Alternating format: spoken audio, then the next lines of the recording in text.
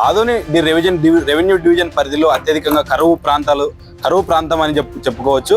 ఈ ఆదోని నియోజకవర్గ పరిధిలో దాదాపు 44 గ్రామాలు ఉంటే 44 గ్రామాల ప్రజలు అధికంగా వలస వెళ్తారు. ఇప్పుడు మనం చూసుకోవచ్చు ఇక్కడ ఇల్లు తాళమేసింది. ఈ తాళమేసినటువంటి ప్రజలు ఇక్కడ నుండి దూర ప్రాంతాలైనటువంటి హైదరాబాద్, ముంబై, బెంగళూరు వంటి ప్రాంతాలకు వలస వెళ్లిన పరిస్థితి ఇక్కడ గ్రామాల్లో చూస్తున్నాము. ఇప్పుడు చూసుకోవచ్చు సమయం కరెక్ట్ గా 9 గంటలు అయింది. 9 గంటల సమయంలో ఇంట్లో భోజనం చేసి బైలంపల్లి పనులకు వెళ్లాల్సిన రైతులు మొత్తం సర్దుకొని వలస వెళ్లిన పరిస్థితి గ్రామాల్లో చూస్తున్నాము. ఇప్పటి వరకు ఎన్ని ప్రభుత్వాలు మారినా కనీసం ఇక్కడ ఆదోని డివిజన్ లో ఉన్నటువంటి వలసలను అరికట్టడంలో పాలకులైతేనేమి, ప్రజాప్రతినిధులైతేనేమి విఫలమవుతున్నారని చెప్పేసి పలువురు ప్రజలు, రైతాంగం కూడా వారి ఆవేదనను వ్యక్తపరుస్తున్నారు. అలాగే మనం ఇప్పుడు రైతులు మన దగ్గర ఉన్నారు, వారి కుటుంబ సభ్యులు, వారితో మాట్లాడే ప్రయత్నం చేద్దాం. కుటుంబ సభ్యులు ఉన్నారు, ఈ వలస వెళ్ళినటువంటి కుటుంబ సభ్యులు మనతో ఉన్నారు, మాట్లాడే ప్రయత్నం చేద్దాం. అమ్మా, ఏ ఊరమ్మా ఇది? కపిటి. ఎన్ని రోజులు అయిందమ్మా ఇక్కడ నుండి వలస వెళ్ళి? 42 రోజులు. ఏ ఊరు పోయినారమ్మా వలస? హైదరాబాద్ పోయినారు. అక్కడ ఏం పనికి వెళ్ళారమ్మా? అక్కడ వలస కేజీల పత్తి పోయినారు. అంటే ఎందుకమ్మా ఇక్కడ మీకు పొలం పనులు లేవా? ఇక్కడ నీళ్లు లేవు అంటే మీకు పొలాలకు పండించడం నీళ్ళు లేవు. ఓకే.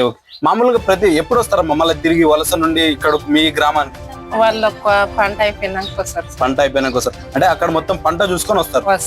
ఓకే. కూలి ఎంత పడుతుందమ్మా అక్కడ? వాళ్ళకి 2000 పడుతుంది. డైలీ 2000 పడుతుంది. ఓకే.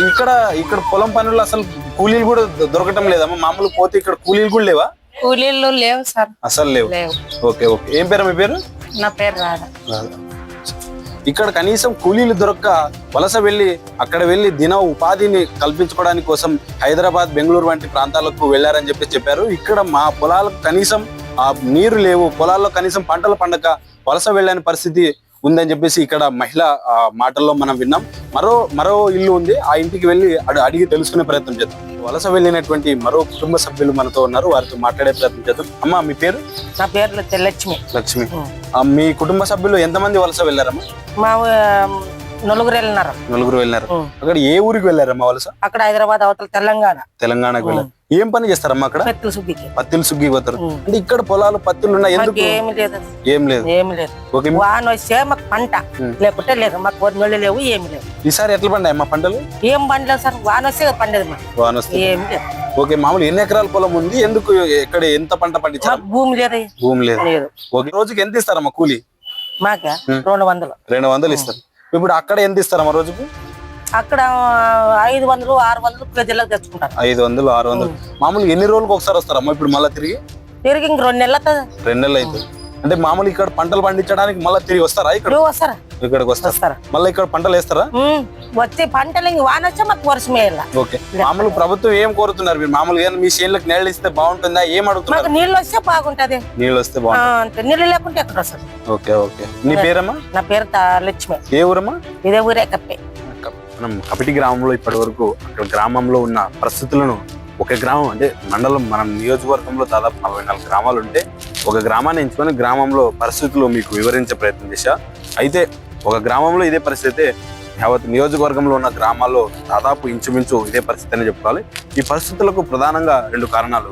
ఒకటి, అధికారులు ఉపాధి హామీ పథకాన్ని పూర్తి స్థాయిలో ఇంప్లిమెంట్ చేసి ఉపాధి కల్పించకపోవడం ఒక కారణం అయితే, రెండో కారణం నియోజకవర్గంలో రైతు కూలీలు అధికంగా ఉండడం, వారికి ఇరిగేషన్ ల్యాండ్ అంటే నీరు సంబంధించిన ఇరిగేషన్ ల్యాండ్ లేకపోవడం.